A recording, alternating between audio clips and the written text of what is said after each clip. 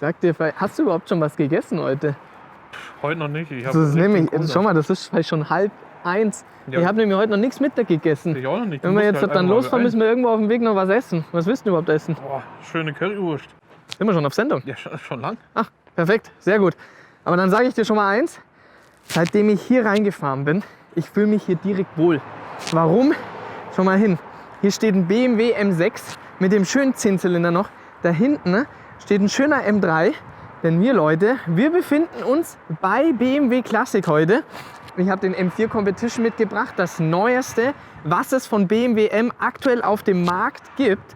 Und wir fahren aber heute mit etwas anderem, denn wir haben von BMW Classic ein Spielzeug bekommen, denn wir machen uns jetzt dann auf den Weg zur Retro Classic nach Stuttgart. Und ich würde sagen, wir gehen jetzt mal so ein bisschen da nach hinten in die Richtung, da zu dem Tor. Und dann schauen wir mal, was sich da so drinnen befindet. Okay, Robert, bist du bereit für das Paradies? Oh, ich bin mega bereit. Alles klar. Dann, Leute, wir gehen hier rein. Und jetzt zieht euch das mal rein.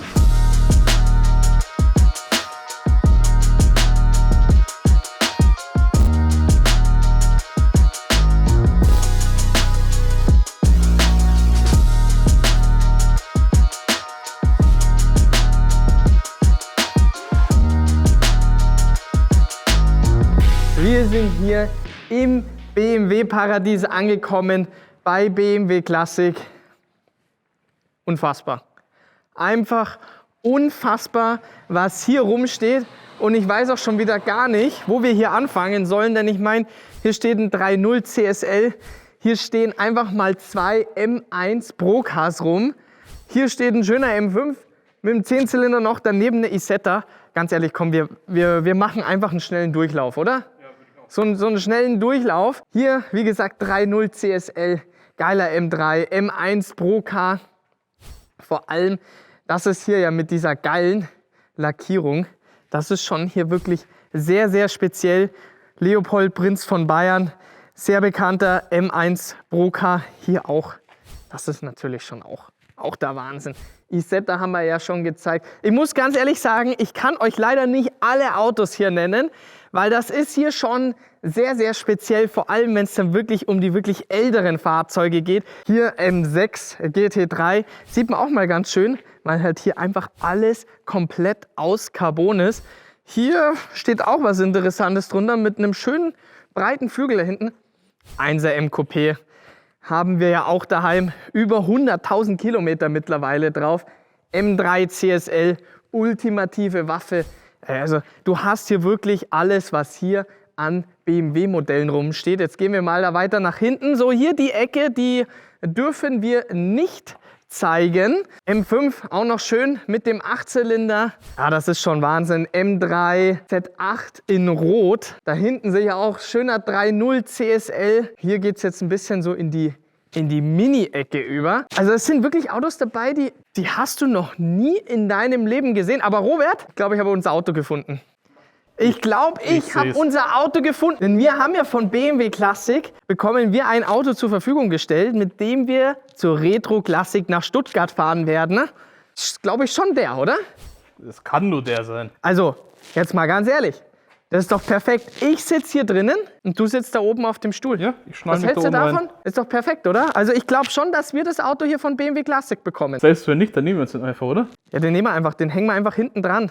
So, hier nochmal schöner Mini. Das ist natürlich auch geil. Also sowas habe ich in meinem Leben noch nie gesehen. 1965 Baujahr. Unfassbar. Was haben wir hier noch so? Hier haben wir natürlich schöne Motoren. Sag mal, dann schau mal hier.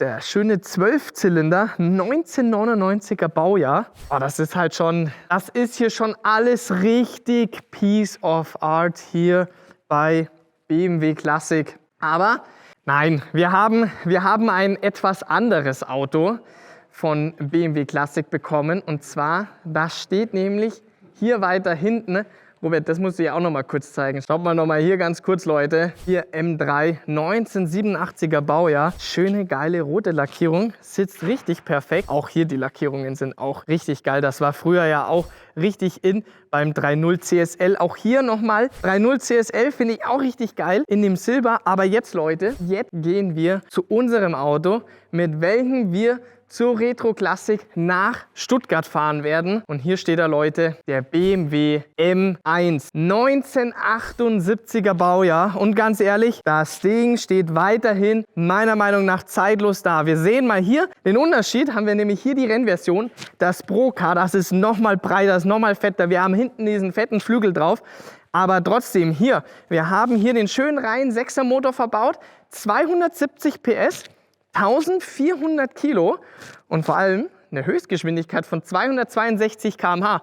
Robert, da freust du dich heute richtig drauf auf schönen Autobahnrun, oder? Ja, ich bin so bereit. Vor allem, Leute, man muss sich ja mal überlegen, das Auto hat früher 113.000 D-Mark gekostet und dementsprechend müssen wir jetzt nämlich umso mehr aufpassen, denn je nach Zustand, so ein M1 ist um die 800.000 bis 900.000 Euro wert. Also von daher, Robert, du bist heute ein sehr aktiver Beifahrer, oder? Ja, ich denke schon, ja. Ja, das ist sehr gut. Dann lass uns auch noch mal hier nach hinten gehen, ob hier alles schön sitzt. Vor allem, Robert, weißt du, was auch noch dann dazu kommt? Das Auto ist auch nur limitiert auf 453 Stück. Damals gewesen. Wie viele Autos es heute noch gibt, kann ich dir nicht sagen, aber wahrscheinlich noch deutlich weniger. Deswegen müssen wir noch umso mehr aufpassen. Aber auch hier nochmal das Heck. Das steht halt richtig schön eckig, kantig da. Das ist das Schöne an den alten Autos. Da ist es noch alles schön eckig, kantig gewesen und nicht so wie heute, dass die meisten Autos nur noch rund sind. Aber ja, sieht alles gut aus. Von daher, ich würde sagen, Robert, wir steigen ein. Und was machen wir jetzt? Ja, Labfahrt. So machen wir das. Dann schauen wir mal, was da so auf der Autobahn geht, oder? Ja. Also, auf geht's. So, Robert. Es ist so geil, einfach dieses classy Leder überall. Ah, schau dich mal an, dieses classy Leder da überall. Das ist halt, das ist noch das von früher, vor allem, wie das riecht. Das bin ich. Nee, das bist nicht du, das ist definitiv hier dieses Leder. Ah, wo ist denn der Gurt? Da ist der Gurt.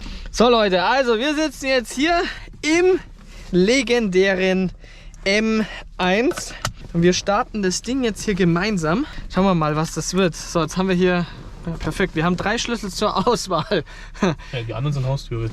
Die anderen sind Haustüre. Glaubst du, das müsste der Schlüssel wahrscheinlich sein, oder? Probier's doch mal.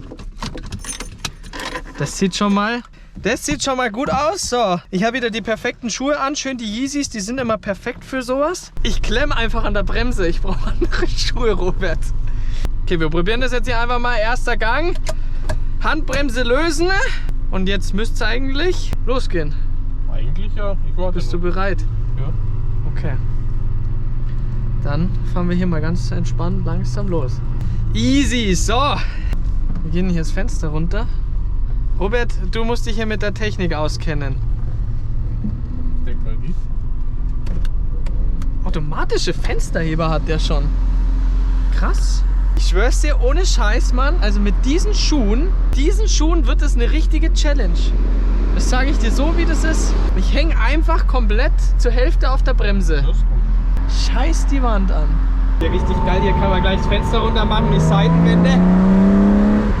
Ah, genau das. Dieser Klang ist halt einfach göttlich. Wie das Ding auch am Gas hängt. Es sind gerade mal 4000 Touren. Und das Ding dreht halt einfach mal viel höher. So, Tunnel.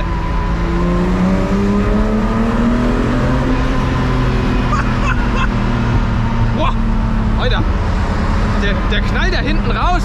Ja.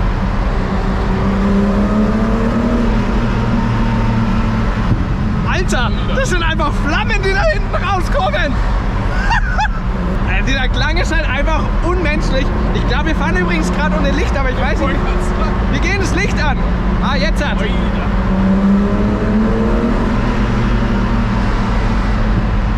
Das sind einfach Flammen, die da hinten rauskommen. Robert, aktiver Beifahrer, geht's rechts? Ja, glaube ich. Ah, ich sehe nichts. Ah ja, super, danke. Ey, der Klang ist ja mal, also der Klang ist mal hier richtig gut. Schau mal, richtig schön classy, wie das hier oben, wie die Scheinwerfer schön rausklappen und jetzt klappen sie wieder ein. Ah, das ist einfach Das ist einfach hier meine Welt, Leute. Vor allem, das waren halt einfach mal gerade 5.500 Touren. Was meinst du, was da richtig dann vorwärts geht? Das meine ich. Warum brauchen wir Touchscreen, dass die ganzen Fingeradapperer und alles da drauf ist? Schaut mal, mehr brauchen wir doch nicht. Oder was hältst du davon, Robert? Ich find das Schau, wenn mir zu warm ist, mache ich es einfach kalt. Hey, Wahnsinn. Ja. Und siehst du, es hat früher auch funktioniert und es war früher sogar viel besser. Aber du musst Und auch deine Lüfter anmachen. ich habe die Luft an. Nee, da, hier, den Lüfter. Sonst kommt da nichts raus. Ah ja. Der Zigarettenanzünder. Ja, machen wir uns den Ziegel an. So, wenn jetzt dann später mal freie Fahrt ist, dann würde ich schon mal sagen, reiß mal auf, oder? So, Robert, da vorne ist freie Fahrt. Jo. Was heißt das? Ja, Wir reißen auf. Also, 140, 160. Alter, da merkst du jetzt, da oben rum kommt der Schub dann. Ab 5000 Touren fängt das Ding zum Schieben an, aber da vorne haben wir einen Renault Zoe. Und der Zoe, der morgen nicht auf Zeiten. So, sorry, auf Zeiten. Jetzt reißen wir auf. 160. Na, der Zoe, der will irgendwie, der will es heute richtig wissen, habe ich das Gefühl. So, jetzt hier Zoe auf Zeiten. Alter, wie das Ding obenrum einfach kommt. Es sind 6000 Touren, 5. Gang und es sind halt direkt 200. Also da muss man aber wirklich sagen, ganz ehrlich, jetzt überleg mal, 1978er Baujahr und das Ding schiebt trotzdem so durch. Also ich meine, Leute, das dürft ihr mal nicht vergessen, das sind 34 Jahre. Danke, Robert, hast du gut mitgezählt. 34. Ja? Kannst du es zählen? Jetzt sag mir doch mal, 1978er Baujahr. Achso, wie viel das bis jetzt ist? Ja, Sind 50, 62. ja, sehr gut. Krass, oder? Ich zähle noch mal kurz nach, wir machen mal kurz Cut. 2, 20, Ich glaube schon 62. 20, 40, 42 Jahre sind das. Nee, 20. 30 bis 2000. Dann ist 2. Wieso 30 bis 2000? 1978er Baujahr. 78. Das sind 22 Jahre bis 2000. Das Auto ist 44 Jahre alt. 2 sind 20, sind 22, sind 44 Jahre alt.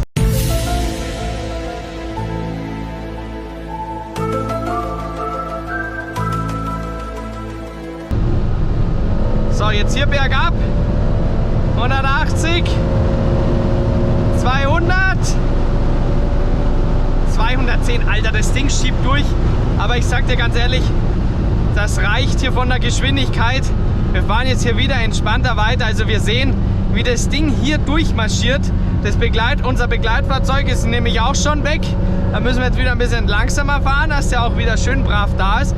Aber Leute, ganz ehrlich, man muss mal überlegen, das Auto ist über 40 Jahre alt und es schiebt so gut durch. Also ich meine, es war jetzt ganz entspannt aus dem 5. Gang hier raus. Und vor allem, wir haben jetzt bis 6000 Touren gedreht, wie viel mehr da noch geht. Und Höchstgeschwindigkeit über 260 km/h.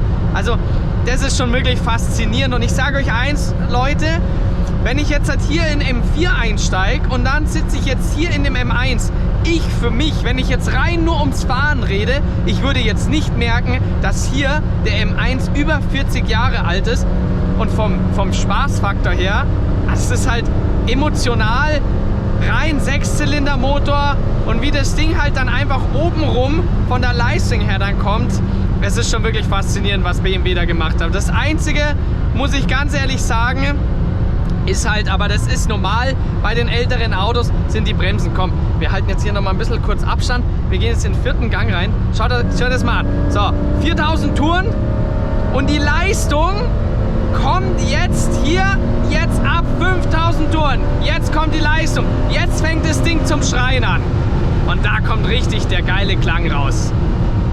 Und wie das Ding auch dann wirklich am Gas hängt, boah, also ich sage euch eins, das Ding würde ich echt mal gerne auf der Rennstrecke fahren.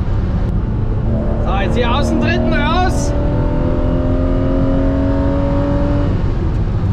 Bis 6000 Touren, das reicht völlig aus. Zieht euch das mal rein. 160, 170. Und jetzt dieser Klang dazu, wie dieser Klang kommt. Das sind pure Emotionen. 200. Ja, hinten schön Stichflamme noch raus. Alter Schwede, 210. Und es reicht auch hier völlig aus mit der Kurve hier. Wir haben nämlich hier kein ABS oder sonst irgendwas am Start. Genau das, was wir nämlich haben wollen. Einfach gar nichts. Es geht hier rein um das Fahren. Aber man muss natürlich hier dazu sagen, die Bremsen sind halt natürlich, die sind gut, ja, gar keine Frage. Aber so viel kommt da halt auch wiederum nicht. Ne? Komm hier nochmal aus dem vierten raus. Da vorne schöner 235er. Aber ja, also muss man schon wirklich sagen, ganz ehrlich Leute, wenn ich mir jetzt vorstelle, wenn wir jetzt da vorne hier einen 235er haben oder jetzt bei mir mit dem BMW M4 und jetzt fahre ich hier dieses Auto. Ich würde nicht merken, dass ich hier in einem Auto sitze, was über 40 Jahre alt ist, weil jetzt selbst wenn wir hier mit den 170 dahin fahren, das ist so stabil, das liegt einfach so gut, da kannst du schon wieder hier durchbeschleunigen. Also es ist wirklich faszinierend. Schaut euch das mal an. Es sind halt einfach direkt schon wieder 200 drauf. Nach einer kurzen Zwischenpause sind wir hier wieder back im Game. Seat Ibiza, auf Zeiten mit dir. Wir reißen auf 4.500 Touren, 5.000 Touren, 5.500 Touren, 6.000 Touren und die 5. Welle ist drinnen und wir haben direkt wieder unsere 200 drauf. Und das Ding, das liegt einfach so stabil in den Kurven. Also, Konfidenz ist definitiv da. Bremsen eher nicht so. Aber sonst, das Ding auch hier aus dem 5. Gang, das schiebt durch. Das schiebt echt durch. Also da ist richtig was los. 210, aber 220. Aber das reicht dann wirklich. Also ich glaube, hier mit dem Ding 260 fahren. Robert, du bist tief entspannt, oder? Ja, ich bin. Oh. Du bist. Also Ja, ich merke genau. schon, ne, die Beine, die sind schon wieder vorne an der Bremse. Ja, ich bremse schon wieder mit. Du musst halt hier mit so einem Auto musst du halt sehr weitsichtig bremsen. Aber ganz ehrlich, Leute, ich finde es so faszinierend, wie stabil dieses Auto hier auf der Autobahn liegt, auf der Straße. Das ist schon echt faszinierend. Also das musst du wirklich sagen. Also wenn ich mir jetzt vorstelle, andere Autos, die jetzt rauskommen, die jetzt erst rausgekommen sind, die liegen bei 200 einfach bei weit nicht mehr so stabil. Der SL da vorne, der reißt aber auch richtig auf. Das sind ja auch schon wieder 220, 230, alter Schwede. Robert, heute bist. Jetzt ist was los. 240. Ey, das Ding schiebt durch. Brutal. Brutal. Da wird noch so viel mehr gehen. Da wird noch so viel mehr gehen. Aber ich würde sagen, Leute, wir waren hier ganz entspannt jetzt weiter nach Stuttgart hier. Wir fahren auf unsere mittlere Spur oder auch nicht. Der Schweizer, der will seine mittlere Spur haben. Wir fahren hier jetzt entspannt auf die mittlere Spur. Und wir Leute, wir waren jetzt hier entspannt nach Stuttgart weiter zur Retro Klassik. Und ich würde sagen, wir sehen uns dann später, morgen oder wie auch immer, sehen wir uns dann wieder, oder? Ja. So machen wir das. Komm, nochmal hier linke Spur, nochmal feuerfrei, jetzt auf geht's. So, jetzt haben wir hier ein bisschen eine kurvigere Strecke gefunden. Ne? Schauen wir mal, was hier so in den Kurven mit dem M1 geht. Ja, du merkst direkt schon wieder das Ding, wie das Ding einfach auf der Straße liegt. Auch allein schon, wie du hier drinnen sitzt. Bremsen ist eigentlich schon ganz gut. Schau dir das mal an, das Ding. Und es ist von der Leistung her ideal. Du brauchst einfach nicht mehr Leistung. Und es ist ja noch gar nichts, was das Auto hier eigentlich kann. Robert, mir ist irgendwas runtergefallen. Dein Handy. Mein Handy. Perfekt. Oh ja, was ist denn aber hier? Da ist aber hier richtig was los. Alter. Und wieder Querkonto. Alter. Ja, das Ding. Also ihr seht, Leute, über 40 Jahre alt. Das Ding liegt hier in den Kurven. Und das ist einfach, was ich so schade finde, Leute, dass hier dieses ganze Thema mit Oldtimern so ein bisschen ausstirbt, ja? Und man sieht ja, wie diese Dinger zum Fahren sind. Es ist einfach ein Spaßfaktor, was man jetzt ganz ehrlich gesagt, Leute, das hast du mit den neuen Autos nicht. Und viele Leute, die das einfach nicht kennen, haben keinen Berührungspunkt. Aber hier, das ist halt einfach emotional, wo du sagst, das kannst du mit den neuen Autos, kannst du nicht mehr verbinden. Allein dieser Sound. Und jetzt riechst du diesen Benzingeruch. Wunderschön. Das ist halt einfach jetzt von den Kurven, das Benzin, das schwappt richtig auf. Du hörst noch alles, du riechst noch alles genau so, wie es auch sein soll.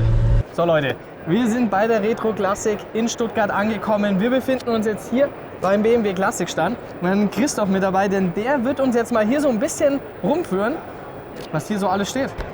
So, liebe Freunde vom Gear Collector, kommt mal mit mir mit. Wir sind hier in Halle 7.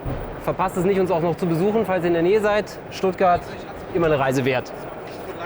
Wir haben ein paar Themen dabei. Zu den bunten kommen wir zum Schluss. Hier drüben stehen 5er BMWs. Und zwar 5er BMWs von den BMW Clubs.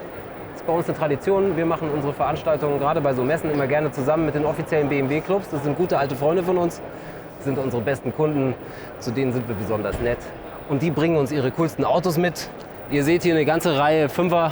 Was euch vielleicht noch ein bisschen mehr interessiert, sind die M5. Kommt mal mit. Und vor allem, weil du ja auch sagst gerade was mit 5, das sind ja auch dieses Jahr 50 Jahre M. Das darf man ja natürlich auch nicht 50 vergessen. Jahre 5er, 50 Jahre M. Zu 50 Jahre M kommen wir gleich, aber um mich noch ein bisschen auf die Folter zu spannen. Wunderschöne Exemplare. Erste M5, in dem Lack kann man sich spiegeln, genauso wie in seinem Visier. Ist unglaublich. Sehr ähnlich. Hier auch schöner M5. Was ist das Baujahr?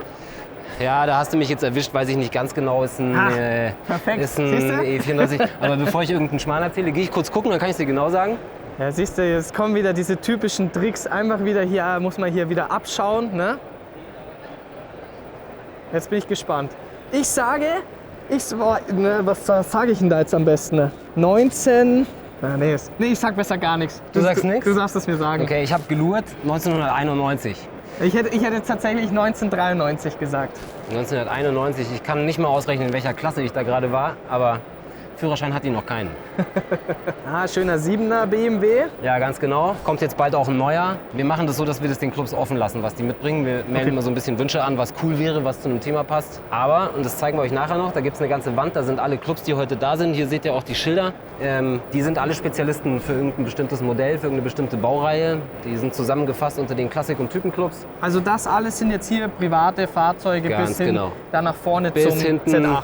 Z3, M Roadster, Z8, Z1, sogar ein Alpina Z1. Ziemlich geil. Mega, sehr geil. So, Wo gehen wir weiter? ich würde sagen, du drehst dich um, wir laufen in die Richtung. Alles klar, wir laufen dir hinterher. Da sieht's aber jetzt schon, da wird's jetzt ein bisschen bunt. Das sieht spannend hier aus. Das sieht sehr spannend aus. So, Freunde, wir haben es mit den 50ern dieses Jahr. 50 Jahre BMW M, Schrägstrich BMW Motorsport. Also eigentlich gibt es die BMW Motorsport GmbH jetzt seit 50 Jahren, die dann zu M wurde. Und was wir hier stehen haben, ist ein Original 3,0 Rennauto. Das war das erste, was in M-Farben auf die Rennstrecke Tatsächlich? gegangen ist. Ja, ganz genau. Das ist das Amon und Stuck Auto, das ist auch das Original. Ich zeige euch mal ganz Vor allem kurz. das Geile, Leute, zieht euch das mal rein. Die Endrohre einfach hier an der Seite. Und da habe ich auch schon Videos gesehen, da haut es auch richtig schön Flammen raus. Ja, das ist halt noch wirklich richtiger Motorsport. Da ist es noch mal sinnvoller, Gas wegzunehmen, weil dann bummst. So, also bei dem, ich zeige euch mal ganz kurz, wir haben davon auch noch eine Replika, die benutzen wir immer wieder mal. Also wir nehmen uns das raus, als der Hersteller von besonderen und seltenen Autos und Einzelstücken eine Replika anzufertigen. Warum? Gerade im Bereich Motorsport. Es wäre substanzraubend, mit diesem Auto ein Rennen zu fahren oder sogar nur eine Highspeed-Demo auf einer Rennstrecke bei einer Veranstaltung. Deswegen haben wir am Beispiel von diesem, da haben wir mal einen zweiten gebaut, den gibt es also doppelt. Wer da ein genaues Auge für hat, es gibt ein paar Kleinigkeiten, an denen erkennt man das. Der hier hat den kleinen Abschlepphaken, der wäre heute so nicht mehr zulässig. Deswegen hat die Replika einen etwas größeren, der ist ungefähr so. Die Replika hat auch 2 Außenspiegel und die hat modernere Schalensitze drin. Ansonsten werdet ihr keinen Unterschied sehen. Wer dann einen findet, der kann gerne kommen, dem gebe ich ein Bier aus. So. Hier wird es ein bisschen neuer. Das ist ein sogenanntes Hommage-Car. Das fährt. Das ist natürlich nicht zugelassen. Das ist ein Produkt unserer Kollegen aus dem Design. Die kommen oft zu uns in die Klassik, manchmal zu ganz normalen Terminen, manchmal einfach nur, um in unserer Halle rumzulaufen und mit einem Block und einem Bleistift Sketches zu machen. Immer wieder wird Interieur angeguckt, wie war das im Dreier ganz am Anfang, wie war das mittendrin, wie ist das heute. Die machen zum Teil auch Wettbewerbe, wo dann die besten Designvorschläge, und das ist ein sogenanntes Hommage-Car. Es gibt davon bei BMW mehrere, das ist ein ganz besonderes. Ist halt sehr nah am Original. Unfassbar. Ist dieselbe Also Beklebung. unfassbar, da sieht man, Leute, da sieht man jetzt mal wirklich, ich meine, wir haben hier Vergangenheit und dann haben wir hier wie so eine Art Zukunft, und was hier wirklich Ähnlichkeit ist mit dem Heckflügel hier hinten und einfach von der Form, auch vor allem hier der Part, wie breit das Ganze hier ist, aber auch genauso dann auf der Seite. Also das ist schon wirklich interessant zu sehen, auch vorne, wenn man schaut, wie hier dieses Stück rausgeht und genauso dann auf der Seite. Also das ist schon wirklich interessant zu sehen. Und dann natürlich auch nicht zu vergessen, hier Sidepipes natürlich. Also das sieht schon richtig fett aus. Das ist Also super ich wäre geil. dafür, das sollte hier Straßenzulassung bekommen. Da ist sogar ein Helm drin, vielleicht könnt ihr das nachher noch filmen. Zwei, die sind Zwei festgeschnallt. sogar, ja, ich sehe es gerade. Die sind allerdings, das sind keine Integralhelme, das sind Auch die das Sitze, sind offene. Leute. Ja, das ist Ding geile der Arbeit. Also Wahnsinn. ich wäre dafür, der Das sollte ist eben Straßenzulassung immer- bekommen. Den könnte man schon bauen. Kannst du bitte mal die Front filmen und dann soll die Community mal sagen, wo da das Kennzeichen hin soll. Ich wüsste es nicht. Ja, das kriegen wir schon passend, oder? Ja, Das klar. kriegen wir schon passend. Zur Not machen wir es mit einem Sticker. Vielleicht noch wichtig zu wissen, für die Spezialisten, die Startnummer 25, die ist da aus einem Grund drauf. Dieses Auto ist nämlich nicht genau dem nachempfunden, der hatte die 12 damals, sondern einer US-Rennversion, mit dem wir damals in den USA gefahren sind. Deswegen, das Auto ist auch ein bisschen anders, das haben auch wir, das steht aber in den USA, weil es natürlich dort irgendwie gebürtig hingehört. Die USA-Version hatte deutlich größere Bremsbelüftungen und so weiter, andere Backen. Es ist also nicht 1:1 das gleiche, aber fast. Sehr geil. Also sehr, sehr geile Arbeit. Wo gehen wir weiter? Ich würde sagen, wir machen einen Bogen. Ich zeige euch mal kurz die Wand, wo wir die ganzen Clubs sehen. Hier hinter uns, vielleicht auch noch ganz interessant, BMW macht das ja alles auch nicht zum Spaß. Wir haben auch was zu verkaufen, das war quasi klar. In dem Fall sind die ganzen Kollegen dabei, die sich um unseren historischen Teilevertrieb kümmern. Macht Also es natürlich, gibt macht natürlich Original Sinn. BMW, Klassikteile. Das muss man natürlich auch dazu sagen, jetzt wenn wir jetzt von den Oldtimern reden, Ersatzteile ist halt natürlich auch nicht so ohne. Ja. Dass du da auch wirklich noch bei jedem Oldtimer da richtig die ganzen Ersatzteile findest. Das So. wird auch immer seltener, das Ganze. So ist es, und da wird es, genau das, was du sagst, da wird es auch schwierig. Alles für jedes Auto zu haben, geht nicht, weil das irgendwann nicht mehr wirtschaftlich ist. Ja. Wir versuchen, so nah wie möglich ranzukommen an den Wunsch der Kunden. Wir wissen mit langjähriger Erfahrung einigermaßen genau, was immer wieder gebraucht wird, was dann irgendwann mal vergriffen ist. Wir verkaufen auch erstmal Sachen ab, die noch auf Lager lagen, und wenn die nicht mehr da sind, dann versuchen wir wieder einen Produzenten zu finden, der das in BMW-Qualität zu einem für den Kunden annehmbaren Preis wiederherstellt. Und je größer da die Stückzahlen sind, umso besser bekommt ihr das alles bei dem BMW-Händler eures Vertrauens. Unter denen gibt es wiederum spezielle Classic-Stützpunkthändler. Die haben dann auch noch eine gute Beratungsleistung dazu, aber bestellen könnt ihr das überall. Ja, perfekt. Dann So, würde ich sagen, komm, machen wir schauen mal die wir mal Runde. weiter. Wir gehen dir wieder hinterher. Danke, danke. Für später. Robert, Danke. Steiner. Jetzt stecke ich dir in die Hosentasche gleich rein. Aber wir müssen weiter, komm. Das gibt euch mal einen Eindruck, wie bei uns so die Clubs organisiert sind. Da ist also vom 2002 Turbo Club über einen CSL Club, Coupé Owner, Z8 Club, V8 Club. Die stehen übrigens mit einem eigenen Stand da drüben. Ihr müsst alle echt mal nach Stuttgart kommen und euch das angucken. M1 Club, da hinten steht ein dunkelblauer M1. Ist nicht der dir heute bekannt vorkommt. Das ist der andere dunkelblaue, den es gibt. Ja, Ja. korrekt. Ja, also wir sind sehr stolz auf diese Verbindung. So. Das muss man auch mal, weil ich das hier gerade sehe. Schaut mal, Leute. Das ist ja hier das klassische Logo. Und das können wir dieses Jahr bei allen BMW-Modellen bestellen oder nur bei den M-Modellen? Ja, ich glaube, nur bei den M-Modellen geht's. Aber das finde ich eine geile Idee. Super geil. Diese kleinen Details bei den ganzen M-Modellen in diesem Jahr, wenn wir hier dieses Logo draufpacken. Ja, das ist ziemlich cool. Also wer sich ein M kauft, der muss das fast machen. Ja, das muss man aber wirklich. So, jetzt kommen wir wohin? Jetzt kommen wir zu den Holländern, oder wie? Nein. Also, was wir hier sehen, ist der Urgroßvater der Elektromobilität im Hause BMW. Der 1602 Elektro ist von 1972. Elektrisch. Der fährt Das Ding. elektrisch. Na klar. Leute, das fährt rein elektrisch. Was haben wir da? Reichweite? Ja, keine große Reichweite. Das hat genügt, um einmal ins Olympiastadion in München reinzufahren, einmal eine große Runde und wieder raus, ohne stehen zu bleiben. Wie weit der danach noch fährt, entzieht sich meiner Kenntnis. Aber es ist tatsächlich ein batteriebetriebenes Elektroauto und das schon von 1972 in funktionierend. Wahnsinn. Und der war halt Inca Orange, das war damals ein großer Trend und wir haben uns die Freiheit genommen, ein nagelneues Produkt, nämlich den i4 eDrive 40 dabei zu haben. Das ist quasi die Speerspitze der Elektromobilität heute aus dem Hause BMW. Und wir waren so frei und haben ihn, damit die beiden sich nebeneinander wohler fühlen, haben wir ihn in Inca Orange foliert. Ziemlich Sehr, sehr cooles geil. Auto. Also da sehen wir wieder Vergangenheit, Gegenwart, Zukunft in die Richtung geht. Und selbst schon zu der Zeit, dass es da wirklich, dass man damit rein elektrisch fahren konnte. Also faszinierend. Ist natürlich heute deutlich komfortabler. Nichtsdestotrotz hast du recht, da liegen jetzt auch 50 Jahre dazwischen, weil das war 72, jetzt sind wir in 2022, das sind 30, 20, das sind 50 Jahre. Da ist viel passiert in der Zeit. Unsere Aufgabe bei der Classic ist natürlich immer so ein bisschen die Brücke zu bauen zwischen der Vergangenheit und der Zukunft. Und ich glaube, deswegen ist es gut, dass die hier so stehen, die zwei. Perfekt, alles klar. Vielen Dank dir. Nichts zu danken. Robert, ich würde sagen, wir schauen jetzt mal noch so ein bisschen rum, was hier so auf der Retro Classic alles noch ist. Also sehr spannend hier gewesen. Ne? Vor allem nochmal hier zu sehen, Vergangenheit, Zukunft und vor allem auch für mich wirklich wichtig, dass dieses ganze Thema Oldtimer nie aussterben wird. Und deswegen finde ich genau solche Veranstaltungen richtig. Und auch Leute, ihr, auch für die jüngere Generation, die wirklich hier keine Berührungspunkte haben, ja, schaut mal hier vorbei. Ihr müsst euch das wirklich anschauen. Denn ich sage euch eins, dieser Benzingeruch, es gibt meiner Meinung nach nichts Geileres. Und vor allem, Robert, wir zwei Süßen, wir fahren ja heute Abend schön wieder mit unserem M1 heim. Schau mal wieder, was da geht, oder? Schauen wir mal, ob wir die 240 heute bei der Heimfahrt noch knacken werden. 262 sind ja drinnen, musst du ein bisschen anschieben. Und lasst euch gesagt sein, der Michi ist das beste Beispiel. Wer ein altes Auto schnell fahren kann, der kann auch ein neues schnell fahren. Umgekehrt stimmt es nicht unbedingt. So sieht's aus und genau deswegen würde ich sagen, Leute, wir machen Schluss. Ich hoffe, euch hat das Video gefallen und dann sehen wir uns beim nächsten Video wieder.